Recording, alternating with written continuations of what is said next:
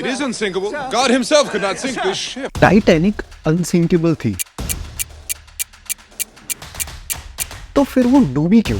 Ship comes.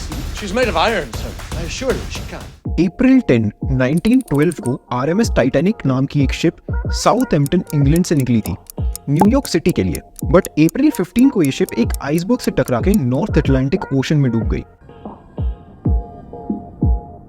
इस ship में 2240 passengers थे, जिसमें से 1500 पैसेंजर्स की इस हादसे में जान चली गई। बट टाइटैनिक को ऐसे इंजीनियर किया गया था कि उसे अनसिंकेबल शिप बोला जाता था, मतलब ऐसी शिप जो डूब ही नहीं सकती। तो आखिर ऐसा क्या हुआ कि ये अनसिंकेबल शिप सिर्फ 3 घंटे में 4 किलोमीटर पानी के नीचे डूब गई और इसे कोई बचा भी नहीं पाया? तो चलो डिसाइफर करते हैं आज इसको इस वीडियो में।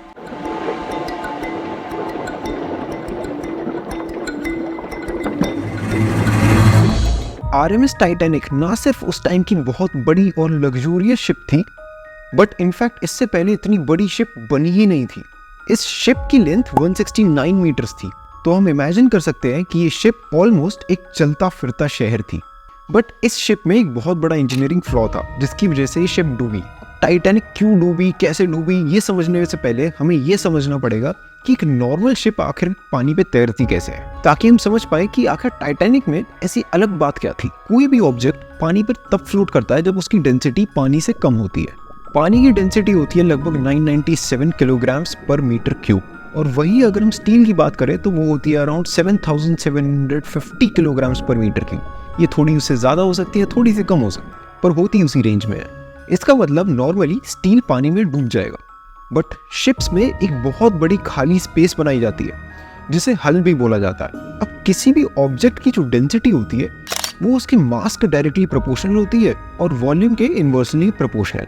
इसका मतलब जब हम डेंसिटी कैलकुलेट कर रहे हैं तो अगर मास ज़्यादा होगा किसी ऑब्जेक्ट का तो उसकी डेंसिटी भी ज़्यादा होगी, मगर अगर किसी का वॉल्यूम ज़्यादा होगा तो उसकी डेंसिटी कम निकल के आएगी। वॉल्यूम का मतलब है कि वो ऑब्जेक्ट कितना बड़ा है, कितनी स्पेस लेता है। अब क्योंकि शिप के हल को इतना बड़ा बनाया जाता है कि मोस्टली इस स्पेस में एयर फिल्ड होती है, जिसकी वजह से भले ही शिप स्टील की बनी हो पर उसकी ओवरऑल डेंसिटी कम हो जाती है और फिर वो पानी पे फ्लोट कर सकती है। और एक और चीज़, आइस और आइसबर्ग्स की डेंसिटी भी पानी से कम होती है, जिसकी वजह से वो पानी पे फ्लोट कर पाते हैं। तो अब हमें समझ आ गया कि एक शिप आखिर पानी पे फ्लोट करती कैसे है। तो अब ज़रा टाइटैनिक के बारे में बात कर लेते हैं। टाइटैनिक का हल नॉर्मल नहीं था, उसके हल में 16 वाटर टाइट कंपार्टमेंट्स थे, और इन्हीं कंपार्टमेंट्स और शिप के साइज की वजह से मैगजीन्स में टाइटैनिक को प्रैक्टिकली अनसिंकेबल बोला जाता था। अब एक सिनेरियो इमेजिन करके देखो कि अगर किसी शिप के हल में एक होल हो जाए तो क्या होगा।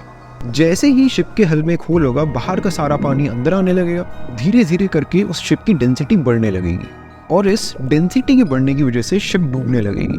अब दूसरा सिनेरियो कंसिडर करके देखते हैं, जहाँ पे शिप के हल में होल तो हो जाता है, मगर जो हल है वो 16 वाटर टाइट कंपार्टमेंट्स में डिवाइडेड है। अब अगर शिप में कहीं होल होता है तो पूरी शिप के हल में पानी नहीं भरेगा, अब सिर्फ उसी कंपार्टमेंट में पानी भरेगा जहाँ पे होल हुआ है। बाकी के 15 कंपार्टमेंट्स सेफ रहेंगे, जिसकी वजह से शिप की डेंसिटी बहुत ज़्यादा नहीं बढ़ेगी और शिप होल होने के बाद भी फ्लोट करती रहेगी। बस ऐसा ही कुछ केस था टाइटैनिक का भी।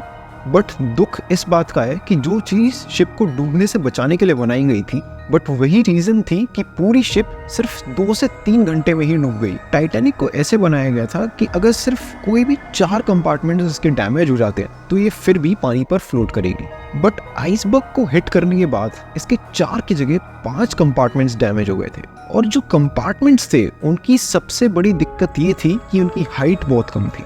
मतलब हॉरिजॉन्टली तो वो वाटर टाइट थे, बट वर्टिकली वो वाटर टाइट नहीं थे, जिसकी वजह से धीरे धीरे 5 से 6 फिर 6 से 7 कंपार्टमेंट्स में पानी भरते ही चला गया। अगर ये कंपार्टमेंट्स पूरी तरीके से वाटर टाइट होते तो एटलीस्ट 5 कंपार्टमेंट्स हिट होने के बाद भी टाइटैनिक काफ़ी हद तक फ्लोट कर लेती। इनफैक्ट अगर शिप में कोई कंपार्टमेंट होता ही नहीं तब एटलीस्ट शिप में पानी भरने के बाद वो आगे की तरफ झुकती नहीं, क्योंकि अब पूरी शिप में इक्वली पानी डिस्ट्रीब्यूट होता, जिसकी वजह से शिप पूरा टाइम सीधा रहती और आगे की तरफ झुक के बीच में से टूटती नहीं। बट अगर इन कंपार्टमेंट्स की हाइट थोड़ी सी और ज़्यादा होती तो शिप कभी नहीं डूबती, और अगर डूबती भी तो बहुत स्लो डूबती, जिसकी वजह से आसपास की शिप्स को एटलीस्ट बुला लिया जाता मदद के लिए। शिप डूब रही है, चलो ठीक है, बट एटलीस्ट शिप में इनफ लाइफ बोट्स होती जिसमें लोग बैठ के शिप से दूर निकल जाते। तब भी मेजॉरिटी लोग बच जाते। बट एक बहुत बड़ा इशू इस शिप का ये था कि इस शिप में सिर्फ 30 to 40% पैसेंजर्स के लिए ही लाइफ बोट्स थी। शिप के डिज़ाइनर्स इतने ज़्यादा कॉन्फिडेंट थे इस शिप को लेके कि उन्हें ज़रूरी ही नहीं लगा और ज़्यादा लाइफ बोट्स इस पे रखना। Ship, strong and true. She's all the lifeboat you need. उनका मानना था कि पहली बात तो ये शिप डूब नहीं सकती, और अगर ये डूब भी जाती है तो हमें एटलीस्ट इतना टाइम मिल जाएगा कि हम इस शिप पे जो हाई एंड टेलीग्राफ टेक्नोलॉजी है उसको यूज़ करके आसपास की शिप्स को बुला लेंगे मदद के लिए। ये भी काफ़ी बड़ा रीज़न है कि इस शिप के हादसे में इतने सारे लोगों की जान गई। टाइटैनिक जब डूब रही थी तब उन्होंने काफ़ी सारी आसपास की शिप से कांटेक्ट करने की कोशिश की, बट मेजॉरिटी शिप्स टाइटैनिक से काफ़ी दूर थी। एक शिप थी जो टाइटैनिक के पास थी जिसका नाम था RMS कार्पेथिया। RMS कार्पेथिया को टाइटैनिक के क्रू ने डिस्ट्रेस सिग्नल भेजा, बट कार्पेथिया को उस स्पॉट पर आने के लिए लगभग 3.5 घंटे लग गए। बट तब तक तो टाइटैनिक पूरी तरीके से डूब गई थी। फिर फाइनली कार्पेथिया में उन लोगों को लाया गया जो लोग लाइफ बोट्स लेके थोड़े बहुत निकल गए थे। ये वीडियो देख के काफ़ी सारे लोगों को ये लग रहा होगा कि यार लाइफ में स्विमिंग सीखना कितना ज़्यादा इंपॉर्टेंट है। अगर उन लोगों को स्विमिंग आती होती तो शायद वो लोग जिंदा बच जाते। उन लोगों को मैं बता दूं कि इस हादसे में जिन भी लोगों की जान गई वो इसलिए नहीं गई क्योंकि उनको स्विमिंग नहीं आती थी। इनफैक्ट काफ़ी लोगों के पास तो लाइफ जैकेट थी जिसकी वजह से वो आराम से फ्लोट कर सकते थे पानी में। बट उन लोगों की जान जाने की प्राइमरी वजह थी हाइपोथर्मिया। हाइपोथर्मिया एक ऐसी कंडीशन है जहाँ पे आपकी बॉडी जितनी हीट प्रोड्यूस करती है उससे ज़्यादा लूज कर रही होती है, जिसकी वजह से आपके बॉडी का टेम्परेचर डेंजरसली लो हो जाता है। और जब ये कंडीशन पानी के अंदर होती है तो इसे बोलते हैं इमर्शन हाइपोथर्मिया। और इमर्शन हाइपोथर्मिया नॉर्मल हाइपोथर्मिया के कंपैरिजन में ज़्यादा डेंजरस है क्योंकि वाटर एयर के कंपैरिजन में 25 गुना ज़्यादा हीट कंडक्ट करता है। तो एक्चुअली डूबने की वजह से नहीं, बट बॉडी का टेम्परेचर बहुत ज़्यादा लो होने की वजह से लोगों की जान गई। आई होप इस वीडियो के थ्रू मैं आप लोगों को टाइटैनिक इंसिडेंट पे एक थोड़ा डिफरेंट पर्सपेक्टिव दे पाया हूँ। अगर ये वीडियो आपको अच्छी लगी हो तो वीडियो को लाइक कर देना। मैं मिलता हूँ अगली वीडियो में।